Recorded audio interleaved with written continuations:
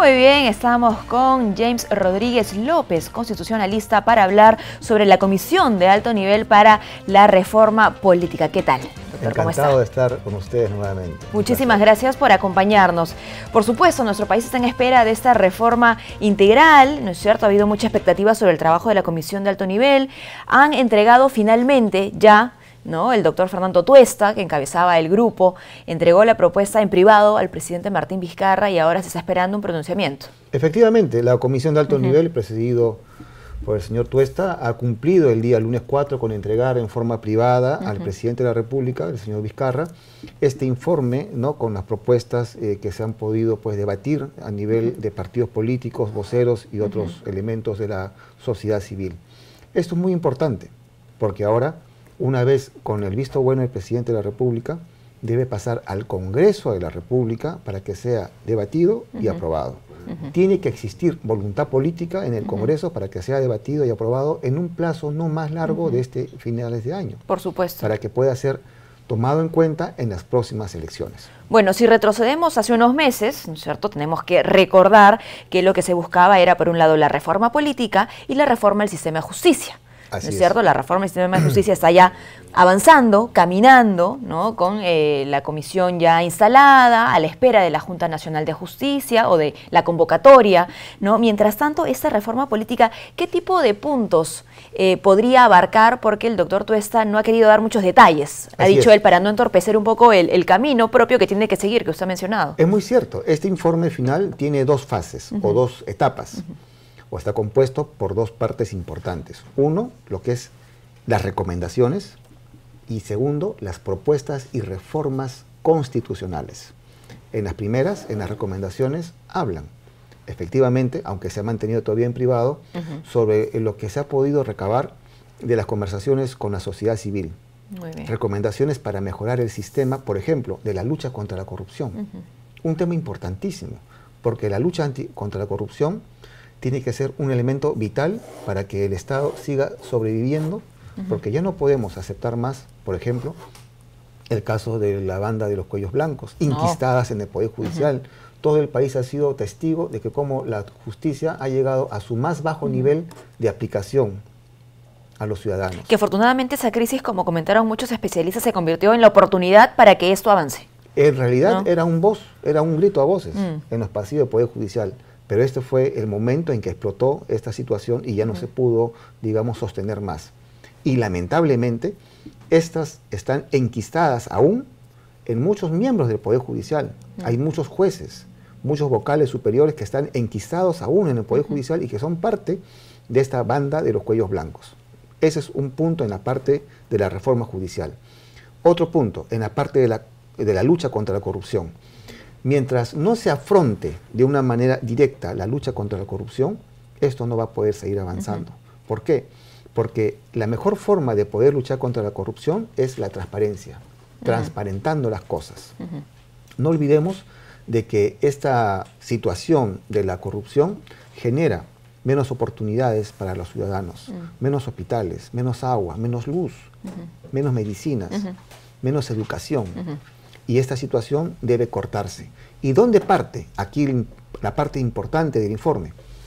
Parte desde el financiamiento de los partidos políticos. Y ahí es que tienen que entrar las reformas. Ahí es donde tienen que entrar las reformas. Entonces, vamos a nivel macro, a nivel de una campaña presidencial. Hemos visto el tema de la OAS, hemos visto el tema de Odebrecht, donde compran voluntades, dan aportes a las campañas y ya están comprando en preventa al candidato presidencial. De tal manera que futuro, ¿no? Claro, entonces que cuando entren o sean elegidos presidente, o alguno de ellos, esos candidatos que han aportado económicamente, ya tienen que dirigir las licitaciones, tienen que concertar los contratos o cambiar las voluntades. Ese es a nivel presidencial. Y a nivel regional y municipal, cuando hay un candidato en alguna región de nuestro país con buenas opciones, sale el minero ilegal, sale el narcotraficante, sale el empresario coimero, a darle aportes de campaña. ¿Y qué va a traer como consecuencia esto? Ya que en los concursos, en las licitaciones, en los grandes proyectos que tengan que hacer esta región, ya están prevendidos los resultados. Por supuesto, con menos ingresos para la obra, porque ya pagó coima, y a la vez menos infraestructura, porque tienen que ponerle menos cemento, menos fierro, para poder, digamos, equilibrar lo que han pagado como comisión para que le entregue la obra, más aparte del apoyo de la campaña. Todo esto parte del financiamiento, de la parte de la iniciativa, de los financiamientos a los partidos políticos, entre otras cosas. Ese punto está sí o sí entonces en esta propuesta que puede haber entregado el doctor Tuesta. Muy bien. Se ha hablado también sobre la inmunidad parlamentaria. Así es, inmunidad que no debe ser impunidad, porque son delitos de función, lo que encubre digamos, la capa de protección al congresista, pero no una impunidad. Eso no debe aceptarse. Delito de función, cargos del cargo público, digamos, en una investigación para que no sean denunciados. Pero hemos visto, y somos partícipes todo el país, de que se están protegiendo a congresistas, lamentablemente, que han tenido cuentas para rendir con la justicia antes que sean elegidos por temas de robo de gasolina, por temas de falsedad ideológica, por falsos datos en hojas de vida, etcétera. Y eso no debe seguir existiendo este manto de impunidad.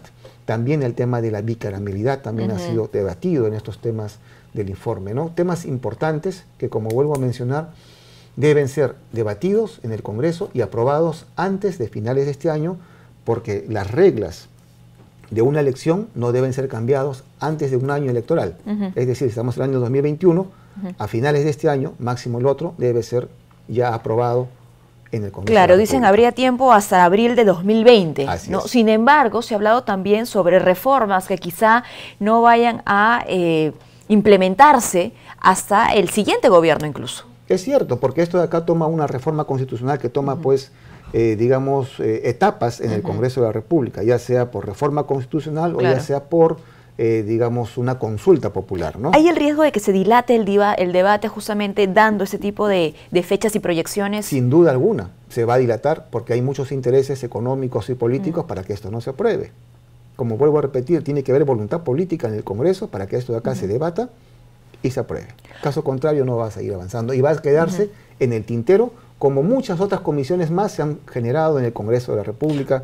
Bueno, ciertamente, ¿no? La Comisión de Alto Nivel ha también dicho, ¿no?, que ha recogido otras iniciativas, otros estudios, otras recomendaciones para hacer este único documento, ¿no?, que incluye, me parece, en principio, un diagnóstico. Un diagnóstico. Y este diagnóstico ya ha sido plasmado en este informe, donde ya pues las recomendaciones y las propuestas de generación de iniciativas legislativas y sobre todo de reformas de la Constitución deben ser finalmente aprobadas, porque el país está en una situación muy difícil políticamente, en donde estas reformas deben ser primeramente debatidas y aprobadas por el Congreso de la República. Si hablamos de una reforma integral, ¿dónde queda el marco normativo electoral? Electoral siempre va a ser, el sistema electoral es básico y fundamental en una transparencia en las elecciones.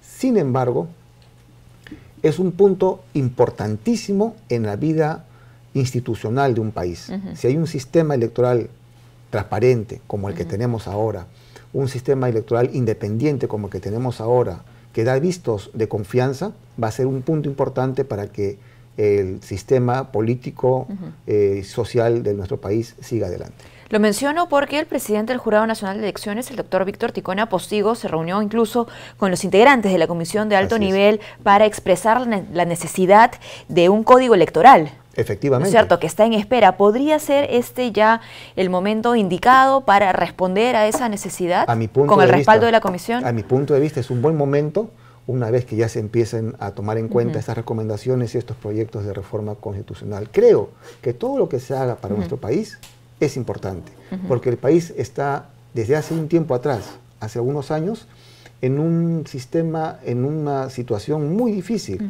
en base a la coyuntura política y en base a lo que todos vemos, que es la corrupción del día a día. Ahora, dada su especialidad, es usted constitucionalista, ¿qué otro tipo de reformas necesitaría nuestro país, nuestro sistema político, para efectivamente sobrepasar esta crisis que vino, digamos, y estalló en el 2018? Además de lo ya expuesto, ¿no? Claro que sí. El tema de la bicameralidad es muy importante. Muy bien. Porque eso va a generar un control de la Cámara primaria y va a generar una reflexión en una segunda Cámara. Es cierto, el presidente de la República se ha dejado siempre, en este caso, siempre yo he manifestado que su punto de apoyo del presidente de la República es apoyo, es el respaldo popular. Sin embargo, a mi punto humilde de vista, se equivocó en no aprobar un sistema bicameral. En el referéndum. En el referéndum, porque él estuvo por encima de lo que era la bicameralidad, era la no reelección. Claro. Entonces, él, para no aprobar la no reelección, no aprobó la bicameralidad. Pero la bicameralidad es importante, porque genera una situación de reflexión y el control de las propias leyes. Ahora vemos que hemos visto todos los ciudadanos de que hay leyes que se aprueban a medianoche. Claro. Se aprueban entre gallos y medianoche. Y ese es el riesgo también de que, bueno, no el riesgo, pero es la situación real, ¿no es cierto? Van a pasar por debate. En principio se espera siempre que haya un debate. ¿No? Tiene que existir un debate. Si no hay debate, no hay consenso, no hay espíritu de la ley, no puede haber una buena ley. Claro, pero ¿qué pasa en el debate? A veces vienen los ajustes, las modificaciones, que no responden propiamente a la naturaleza de la ley o al objetivo que hay detrás de esa ley. Lamentablemente, como hemos visto todos, hay intereses económicos y políticos detrás de una ley. Y eso no debe seguir. Eso debe cortarse de una forma definitiva porque el país ya necesita un cambio y un cambio de urgencia. Entonces no es solamente la necesidad de la voluntad política que usted mencionaba por parte del legislativo, sino también el respeto a la real necesidad o las necesidades que tiene nuestro país. El derecho va generándose de acuerdo a la actualidad y de acuerdo a la vivencia del día a día del ciudadano. Y es en base a lo que usted me está diciendo, de que efectivamente debe legislarse en base a la actualidad y en base a la coyuntura que está pasando en nuestro país. Ahora, se dice también que en el Perú existen pues muchísimas leyes, ¿no? Todos los días se habla de una ley distinta, ¿no? Estamos un poco empapelados como nación. ¿Qué garantiza a futuro de aprobarse estas reformas que efectivamente nuestro país pueda dar un paso adelante? Que se apliquen, que sean certeza de ejecución. Hay un principio jurídico que dice, dura ex lex, sec ex lex. La ley es dura, pero es la ley. En consecuencia, debe aplicarse y debe cumplirse. ¿Y quiénes son los primeros en cumplir las leyes? ¿O quiénes son los llamados éticamente, moralmente a cumplir las leyes? Los congresistas, los miembros del Poder Ejecutivo. Ellos deben dar el ejemplo del cumplimiento de las normas. Si ellos son los primeros que evaden la norma y sacan, como se dice, la vuelta a la ley, ¿qué van a esperarle al ciudadano? Claro. Si el ciudadano hace lo que sus gobernantes hacen. Bueno, y el ciudadano tiene que responder ese ejemplo. Por supuesto. ¿No es cierto? Sí. Porque cuando hablamos de sistema político estamos también nosotros incluidos. En base a los valores, a la moral que debemos dar nosotros como padres a nuestros hijos y los ciudadanos. No olvidemos que la gran reserva moral que tiene nuestro país es la juventud. Y ahí tenemos un bastión para mejorar y seguir en el cambio que nuestro país necesita. Muy bien, doctor. Muchísimas gracias por habernos acompañado, por esta reflexión. Estaremos al tanto, por supuesto, de la respuesta ya esperada del presidente Martín Vizcarra sobre el documento presentado por la Comisión de Alto Nivel para la Reforma Integral Política. Muchísimas gracias. A ustedes muchas gracias. Por habernos acompañado.